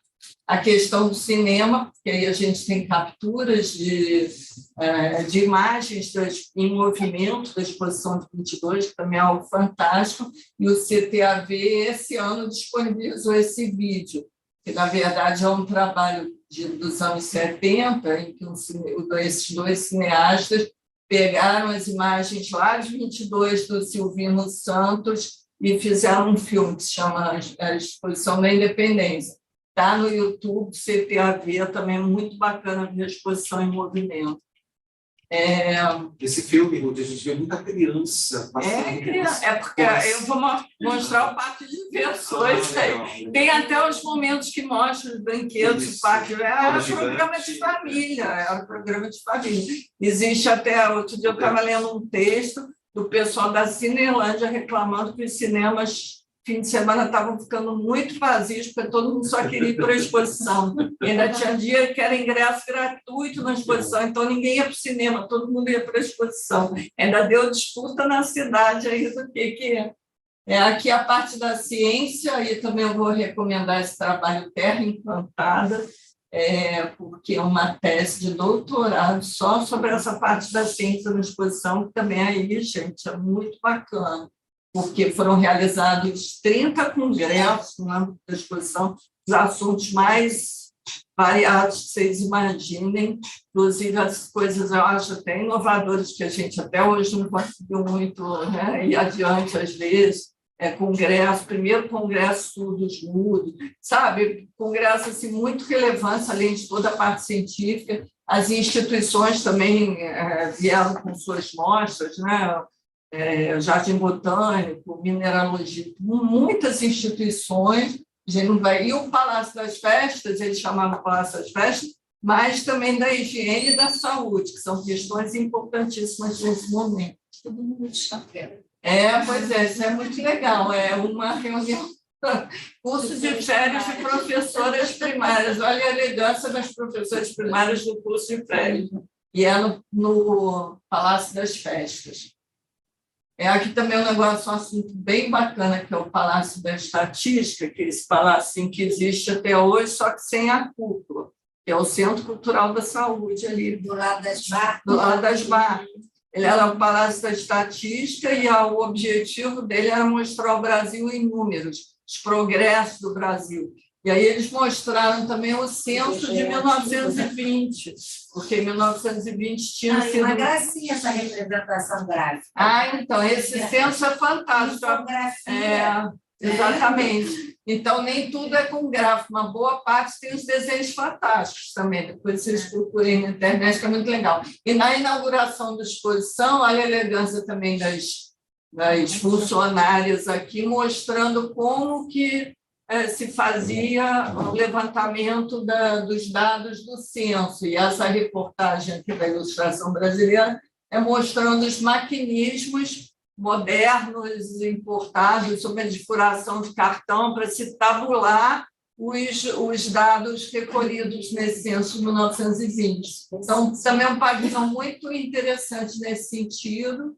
Imprensa, eu vou passar rápido, porque eu sei até que vai ter uma palestra especialmente sobre imprensa, mas eu queria chamar a atenção que existiam também as revistas oficiais da exposição, além da imprensa toda que noticiava muito a exposição. Então, a exposição de 22 e a Ilustração Brasileira eram órgãos realmente de divulgação da exposição, especificamente. E tínhamos diversos outros revistas ilustradas, muitas charges, muitas crônicas, muitas coisas engraçadas. Esse primeiro aqui, os centenários, não vai dar tempo muito de falar isso, mas foi o nomezinho que receberam as pessoas que vinham de fora da cidade para visitar só a exposição do centenário. A exposição do centenário recebeu em 10 meses 3,5 milhões de pessoas. No Rio, a população era 1,1 milhão, mais ou menos. Vieram 3 milhões de pessoas para 3,6, né? Então, assim, vinha muita gente fora só para visitar a exposição. E aí, os centenários, na verdade, esse texto inteiro é muito engraçado. E, assim, sobre a malandragem carioca e os otários que vieram ver a exposição e que estavam maravilhados vendo alguma coisa e não viam que estavam ficando sem carteira. Enfim, é muito gozado esse texto. Depois a gente, se tiver alguma oportunidade, outro dia a gente vê. Aqui a exposição que não estava pronta quando foi aberta, isso é 26 de agosto. Ele diz assim: minha senhora, o centenário já está aí. Aí a exposição responde: manda entrar, vou receber em camisa mesmo. Não estava pronto, não tem o menor problema. E é o medo de inundação, essa daqui, né? O medo que alguma ressaca, alguma chuva e que a exposição ficasse debaixo d'água, os problemas crônicos do Rio de Janeiro. Aí é um pouco para mostrar o que era considerado, isso também é dessa exposição de 22 da revista e assim, a importância de chamar coisas de moderno, né? Então, às vezes, até só um jardim, mas você diz, é o Rio moderno. Entendeu? A importância dessa palavra moderna na imprensa nesse momento. Aqui os anúncios, os produtos premiados na exposição, quando sempre há um grau de reconhecimento muito grande um produto ser premiado na exposição. Então, premiado na Exposição Universal de Paris de 1889. Era um produto reconhecido e desejado a partir daí. Mas sendo até hoje, né? Tem selos. É isso. E os produtos também estrangeiros que estavam sendo vendidos nos pavilhões. Aqui o Cristo Redentor pensou para a época, esse que eu botei no meu Instagram e os comentários. Graças a Deus que não foi adiante. Ai, que maravilha, que não é esse, enfim, uma chavezinha. Sim, meus filhos, no alto do Corcovado e bem longe dos homens. Muito divertido. A questão dos hotéis, 3 novos hotéis foram concebidos para a exposição. Na verdade, o Hotel Glória que teve destaque, o outro só ficou pronto, o Copacabana Palace, no ano seguinte, e quem realmente abrigou, hospedou, né, os chefes de Estado e todos os convidados mais ilustres foi o Hotel Glória, e o outro é na atual Rui Barbosa, que chamava o 7 de setembro, o Hotel do Centenário, que era a Avenida do Contorno, que chamava Rui Barbosa na época. Aqui a questão das festas o tempo todo, fogos de artifício, tudo se queimava com fogos, as diversões na exposição, né, os pavilhões de restaurantes, de bares, esse parque de diversões, que era o que roubava o pessoal lá da Cinelândia, e aqui tem uma menção, inclusive, à modernidade dos próprios brinquedos, porque isso você tinha que agitar também a exposição, e uma das coisas que chamava muito o público tem crônicas depois dizendo assim, tem gente que nunca entrou em pavilhão nenhum, mas conhece o parque de diversões muito bem. E a questão do souvenir, aí também, novamente, a Isabela a expert do assunto, mas é muito interessante a gente pensar nisso como a imagem que a gente quer mostrar do Brasil, né? Então, inúmeros souvenirs e coisas que tinham a imagem da exposição. E coloquei também aqui um slide sobre a moda, porque imagino que o comércio de modas, estilismo, que isso deve ter, né, a importação de roupas, porque são mais de 200 eventos nessa exposição, entre todos os tipos de eventos, banquetes, almoços, pessoas, enfim. E aí eu acho que a questão da moda, tanto em termos de tendência como em termos comerciais, é uma coisa também relevante para a gente pensar. Aí é isso, gente. Desculpa ter demorado tanto.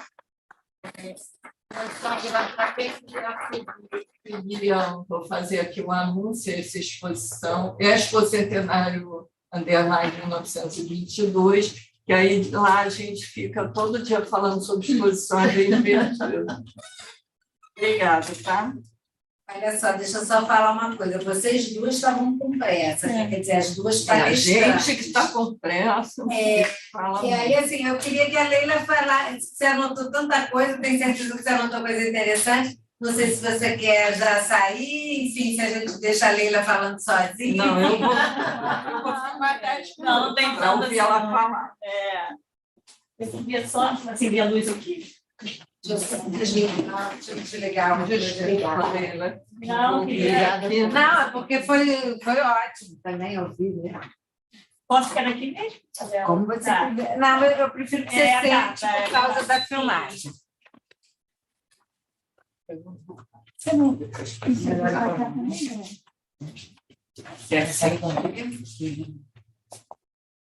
Vou comentar primeiro. Foi um prazer, né, assistir os 2 trabalhos. Acho que todos tivemos uma tarde super especial aqui. E fiquei pensando um pouco nessa questão da data, né, do centenário da independência. Quer dizer, como que os 2 eventos vão lidar com essa memória da independência, né? No caso da Semana de Arte Moderna, eu acho que eles conseguem escapar um pouco de uma certa patriotada que estava sendo realizada em São Paulo, né, desse caráter que iria apenas celebrar a independência. Quer dizer, acho que apesar da gente atualmente discutir a existência de vários modernismos, não só o modernismo paulista, e cada vez mais se reivindicam essa questão regional, né, o que São Paulo se tornou, essa construção desse mito tem muito a ver com a hegemonia econômica paulista, né, e que, de fato, o modernismo aconteceu em outros espaços também. Tudo que você trouxe, né, na sua apresentação, essas novas críticas, mas, de uma certa forma, escapa, por exemplo, né, em relação às pinturas, a tudo que é mostrado, às teorias racistas da época. Né? Tem uma linguagem bem diferente, que tira um pouco também do que se planejava fazer naquele centenário. E também, no caso da Exposição Universal, quer dizer, tem lá o museu, né, que é criado nesse momento também, né? A história do Museu Histórico Nacional está ligada a esse momento, né? E aí o Gustavo Barroso ele é incumbido de fazer o primeiro museu, né? Que era uma sala bem pequena, não sei se vocês já viram alguma imagem também do interior, muito marcado assim, por que era, né, a ideia inicial do Museu Histórico, uniformes militares, bandeiras, pinturas históricas, né, muito marcado por essa... E foi um sucesso de público também, tanto é que depois, né, o museu permaneceu, né, era para ser também provisório, mas acabou se tornando... Isso tem aí um peso dentro da história da museologia, né, a primeira instituição de museu histórico e tal. Mas, assim, queria comentar um pouco sobre essa questão do que olhar que se tem sobre o passado, que parece que a exposição, embora também tenha, né, essa tentativa de construir esse passado, esse centenário, mas ela está olhando para o futuro, está querendo mostrar esse Brasil né, que é o Brasil moderno. Então, a ênfase não está nesse Brasil do passado, e também tem as questões políticas aí, né? É um momento ainda onde nós temos pouco tempo de proclamação da República, então qualquer exaltação também maior à monarquia e à independência seria um pouco complicada, né, politicamente. Então, se vocês também veem um pouco essa questão, como que é esse olhar para o passado, e eu não sei se dá para a gente abrir para mais alguma questão. O que você acha, Isabela? Não? Eu acho que as duas estão com pressa. Com pressa, né? Não, a gente adoraria ficar aqui, mas enfim, Sim. As duas estão com pressa. Então, enfim. Eu acho que se tiver alguma pergunta, a gente pode responder, né? Eu quero saber se Está aqui para isso. estado de sítio. Sítio? Estado de sítio. Ah, não. Não. Qual foi o conceito? Não, tinha as crises políticas, né? Tinha tido a questão do tenentista, né? A 32 em São Paulo. E a 22 A 22 teve a revolta do solo. Mas eu acho que, como uma característica nossa, quando tem alguma coisa assim, existe aquela suspensão, que nada está acontecendo, principalmente por ser uma exposição internacional, que era preciso mostrar para inglês ver, então existe essa coisa de acomodação, eu acho. Né? E a parte mais... Respondendo agora a você, eu acho que essa parte mais cívica, mais patriótica, que existia, sem dúvida nenhuma, talvez eu que tenha preferido, talvez não dar tanta também ênfase, né? Mas eu acho que isso era totalmente mesclado com realmente existia, né, as cerimônias que eram mais voltadas para isso, para o sentido patriótico, mas eu acho que isso foi um pouco suplantado pelo movimento e por tantas atrações e tantas novidades da exposição. Isso não acabou não ficando um caráter tão forte. Rio de Janeiro era a capital, né? Então, assim, qualquer evento aqui tinha essa configuração nacional, né? Assim, de um discurso nacional, formalidade, que está sendo disputado pelos elites paulistas, né? Assim, então, o tal do Museu do Ipiranga, o Monumento à Independência, que aconteceu lá, né? No Riacho do Ipiranga, né? Assim, então,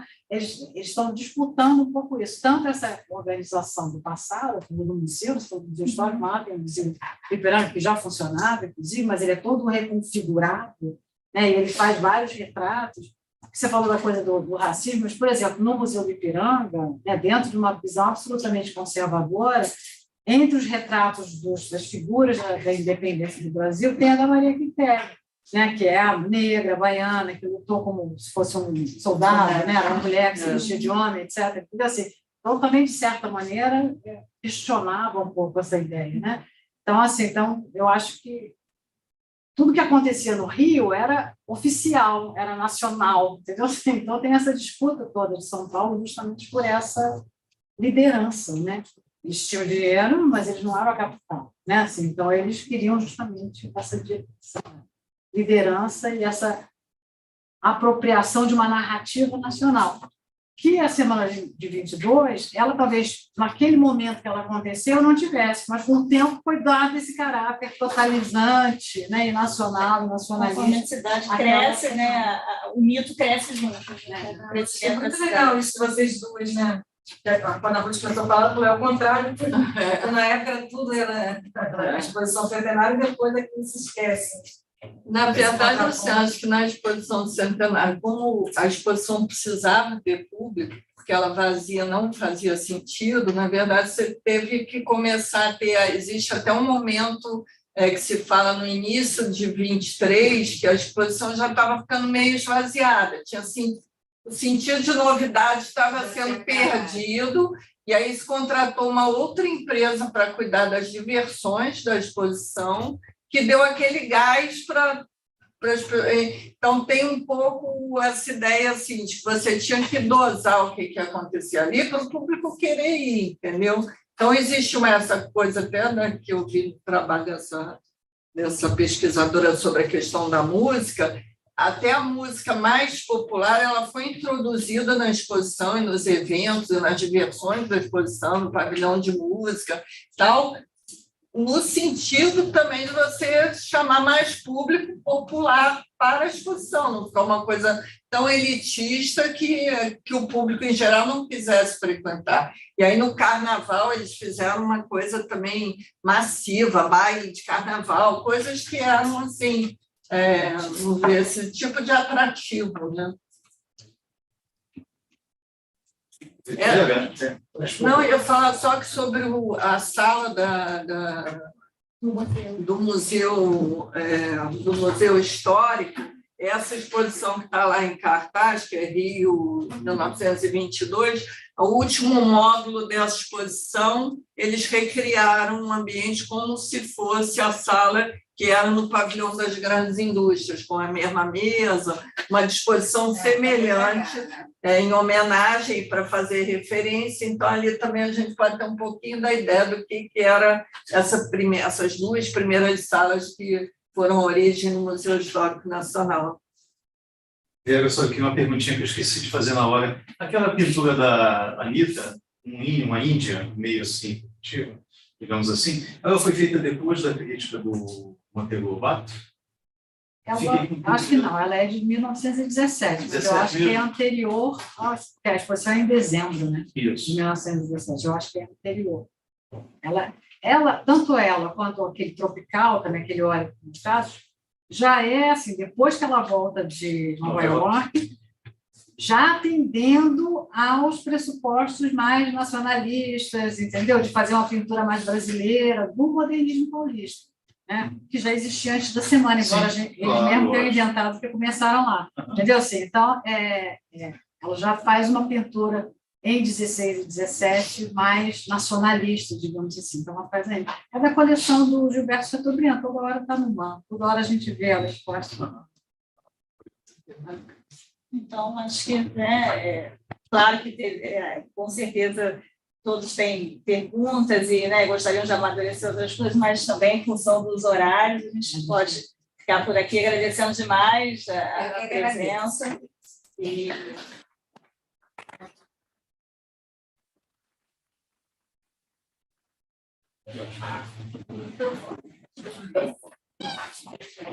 Pessoal, tem cafezinho, bolinho ali,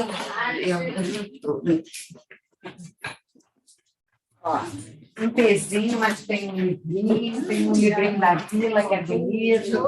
Obrigada. Ai, que legal.